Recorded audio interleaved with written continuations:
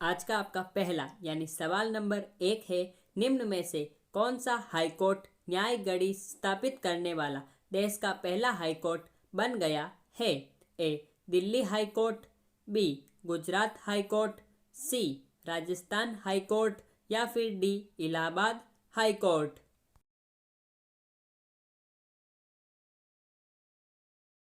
तो इस सवाल का सही जवाब है बी. गुजरात हाईकोर्ट। तो आज का आपका अगला सवाल है, वर्ष 2021 में भारत को प्रेषण में कितने बिलियन डॉलर की राशि प्राप्त हुई है? ए. 77 बिलियन, बी. 89 बिलियन, सी. 87 बिलियन या फिर डी. 67 बिलियन।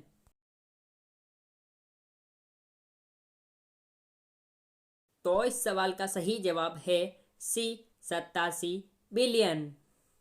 तो आज का आपका अगला सवाल है, उत्तर पश्चिमी पाकिस्तान में पुरातत्वविदों में के एक संयुक्त दल ने बौद्ध काल के कितने साल पुराने एक मंदिर की खोज की है? ए. 1300 साल, बी. 2000 साल, सी. 3320 साल या फिर डी. 2300 साल।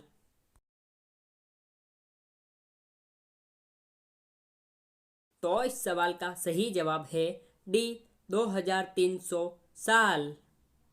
तो आज का आपका अगला सवाल है, अटल नवाचार रैंकिंग 2021 में किस आईआईटी संस्थान को लगातार तीसरी बार शीर्ष स्थान प्राप्त हुआ है? A. IIT Madras, B. IIT Delhi, C. IIT Kanpur या फिर डी. आईआईटी खड़गपुर।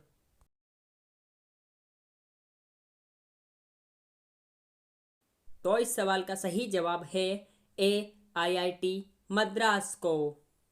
तो आज का आपका अगला सवाल है, राजस्थान राज्य के निम्न में से कौन से जिले की सीमा रेखा गुजरात के साथ सबसे कम लंबी है? ए. बांसवाड़ा, बी. सिरोही, सी. बाड़मेर या फिर डी. प्रतापगढ़।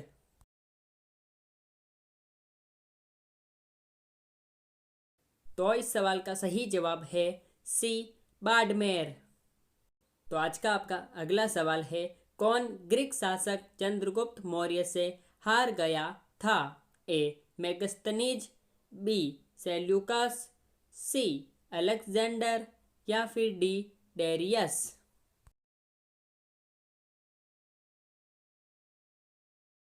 तो इस सवाल का सही जवाब है बी.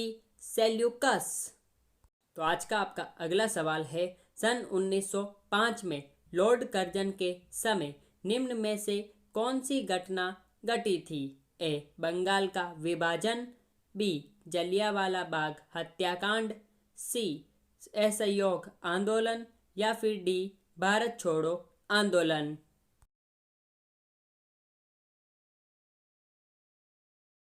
तो इस सवाल का सही जवाब है ए. बंगाल का विभाजन।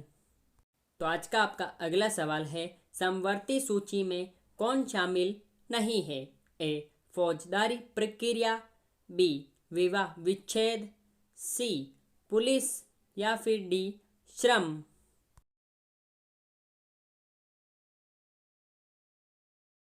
तो इस सवाल का सही जवाब है बी. विवाह विच्छेद। तो आज का आपका अगला सवाल है, उत्तरी ध्रुव की खोज किसने की थी? ए. एमंड सेन ने, बी. रॉबर्ट पियरी ने, सी. तस्मान ने या फिर डी. जॉन केबोट ने।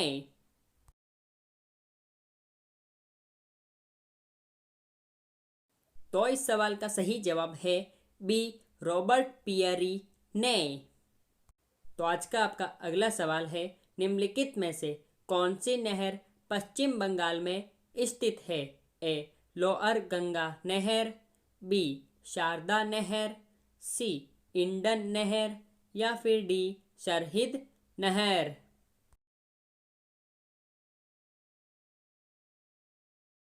तो इस सवाल का सही जवाब है सी. इंडन नहर।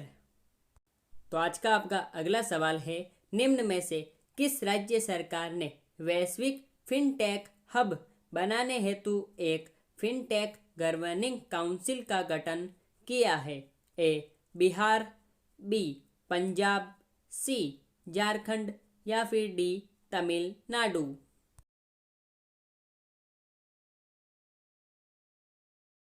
तो इस सवाल का सही जवाब है डी तमिलनाडु। तो आज का आपका अगला सवाल है, माया एंजेलो किस देश के सिक्के पर दिखाई देने वाली पहली अश्वेत महिला बनी? ए चीन, बी रूस, सी नेपाल या फिर डी अमेरिका।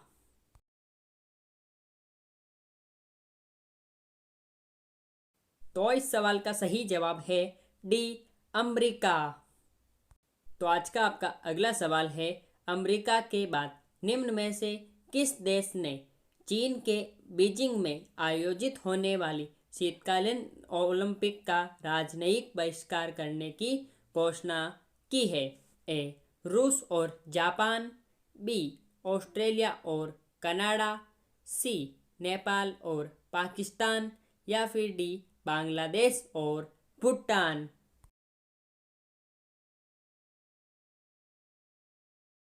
तो इस सवाल का सही जवाब है बी ऑस्ट्रेलिया और कनाडा। तो आज का आपका अगला सवाल है, किस भारतीय खिलाड़ी ने यूरोपियन देश मोंटेनेग्रो में हुई स्कीइंग की अंतर्राष्ट्रीय प्रतियोगिता में कांस्य पदक जीता है? ए आंचल ठाकुर ने, बी अंशु जमसेम्पा ने, सी राशेल कंवनले या फिर डी इनमें से कोई नहीं।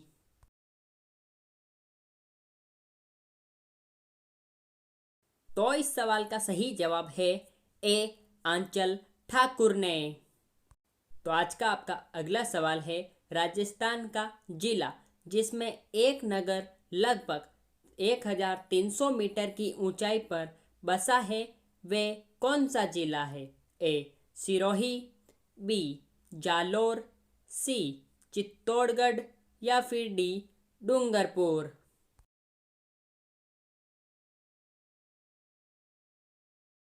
तो इस सवाल का सही जवाब है ए सिरोही। तो आज का आपका अगला सवाल है, राजा हर्षवर्धन किसके द्वारा पराजित हुए थे? ए पंजाब के राजा द्वारा, बी कामरूप के राजा द्वारा, सी दक्षिण के चालुक्य शासकों के द्वारा या फिर डी बंगाल के राजा के द्वारा।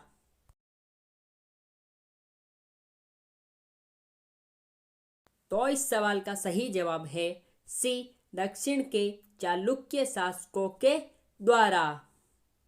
तो आज का आपका अगला सवाल है, बेलूर निम्न में से किस महापुरुष से संबंधित स्थान है?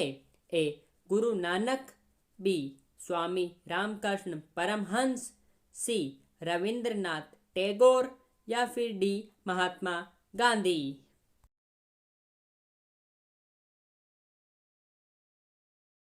तो इस सवाल का सही जवाब होगा बी स्वामी रामकृष्ण परमहंस।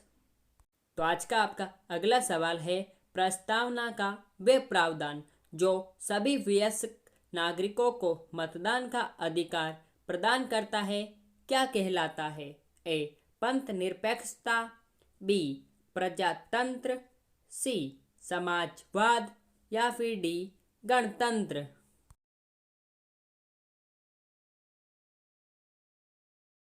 तो इस सवाल का सही जवाब है बी प्रजातंत्र। तो आज का आपका अगला सवाल है, वायुमंडल के 72 परत को क्या कहा जाता है? ए एक्सोस्फेयर, बी आइनोस्फेयर, सी स्ट्रेटोस्फेयर या फिर डी ट्रोपोस्फेयर।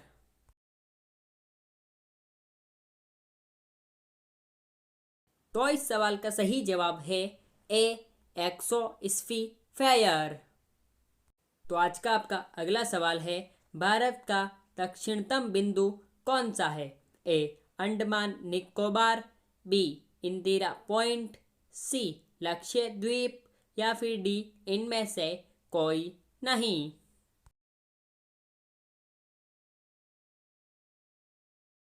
तो इस सवाल का सही जवाब है बी, इंदिरा पॉइंट। तो आज का आपका अगला सवाल है क्यू फॉर यू, यानी महात्मा गांधी के जन्म दिवस का दिन कौन सा है? ए 5 सितंबर, बी 12 मार्च, सी 2 अक्टूबर या फिर डी 1 जनवरी।